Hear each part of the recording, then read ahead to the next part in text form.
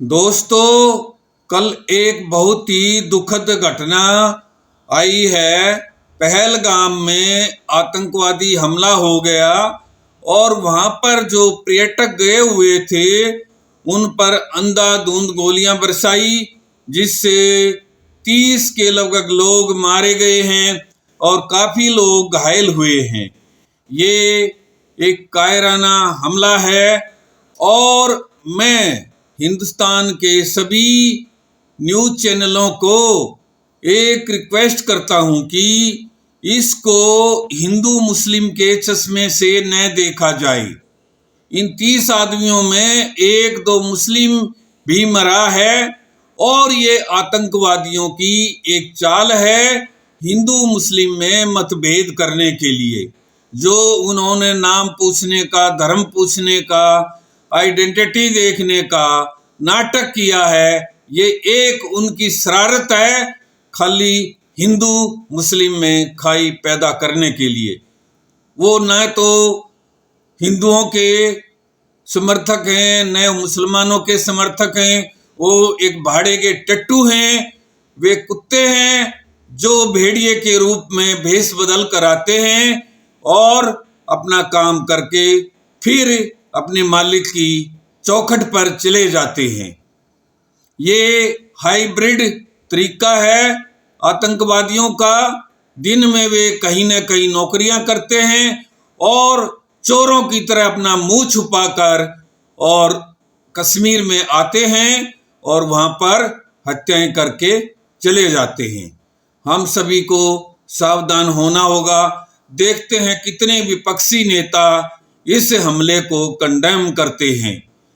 विपक्षी नेता तो अक्सर देखे गए हैं कि ऐसे मामलों में वो अपनी राजनीति का अवसर ढूंढते हैं।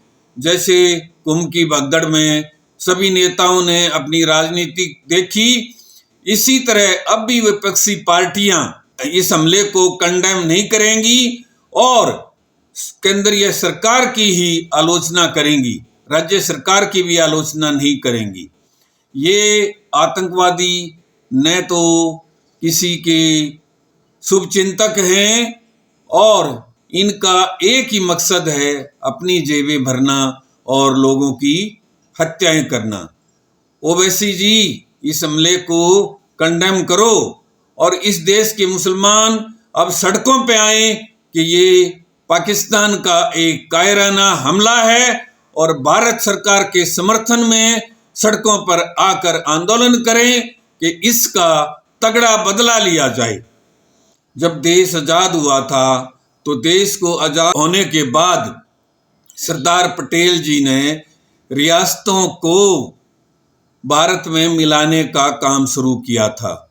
यानी जो भी रियासत थी, चाहे वो हिंदू राजा की रियासत थी या मुसलमान नवाब की रियासत थी, उन सभी रियासतों को भारत में मिलाने की कोशिश की गई और एक विशाल भारत खड़ा किया गया। जब शासन कांग्रेस का आया स्वतंत्रता के बाद, ये लोग छद्म रियासतें खड़ी करते रहे और राज्य सरकारों में समाजवादी पार्टी, राष्ट्रीय जनता दल जैसे दूसरे विपक्षी दलों की सरकारें आई। इन्होंने भारत के अंदर छद्म रियासतें खड़ी कर दी। कोई अंडरवर्ल्ड के डॉन के तौर पर, कोई खनन माफिया के तौर पर, कोई भू माफिया के तौर पर और इससे आगे बढ़कर वक्फ बोर्ड के तौर पर ये छद्म रियासतें खड़ी कर रखी हैं जो गरीब लोगों का हक छीन रही हैं। वक्फ का पवित्र मकसद था कि इससे विधवाओं, मजलूमों और मासूमों और जो बेसहारा लोग हैं उनकी मदद की जाएगी। लेकिन कुछ एक चुनिंदा लोग, मुतावली वगैरह, अपनी जेबें भर रहे हैं।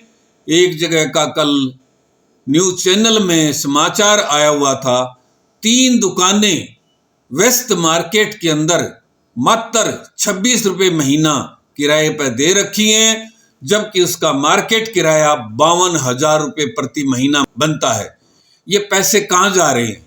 ये पैसे भारत देश में अस्थिरता फैलाने के लिए और गरीबों का हक मारने के लिए अपनी जेबें भर रहे हैं।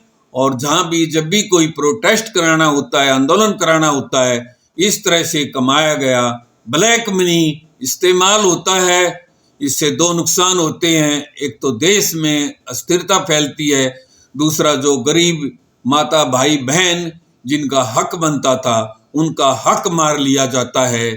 तो मैं इस देश के मुस्लिम लोगों से कहता हूं कि वक्फ संशोधन कानून पर भारत सरकार का साथ दें और कश्मीर हमला जो हुआ है पहलगाम में उसका खंडन करें, उसके लिए प्रोटेस्ट निकालें पाकिस्तान के खिलाफ।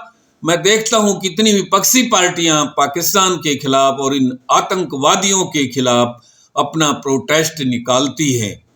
इस देश के हिंदू, मुस्लिम, जैन, सिख, बौद्ध जो भी भाई हैं सब सचेत हो जाएं कि इस देश में कुछ एक लोग अपनी पैरेलल रियासतें खड़ी करना चाहते हैं और भाजपा सरकार ने भूमाफिया, खनन माफिया आदि और जो डॉन थे उन सब की रियासतों को ध्वस्त करने का काम किया है।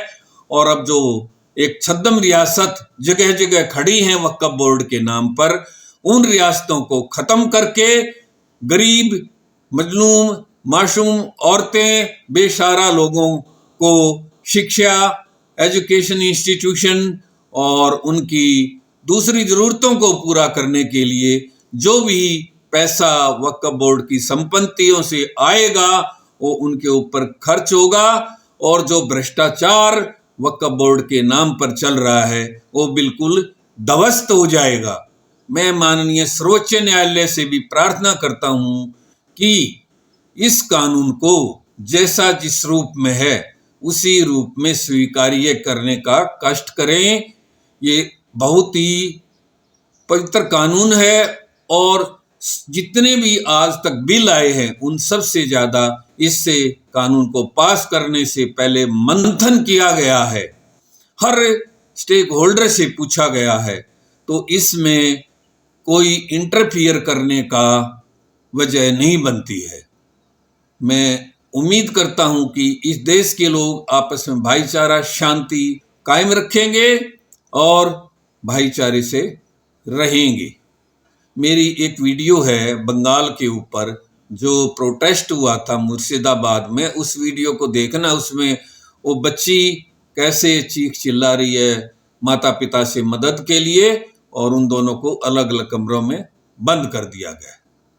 फिर मिलेंगे एक और अच्छी वीडियो के लिए, तब तक के लिए जय हिंद, बाय बाय।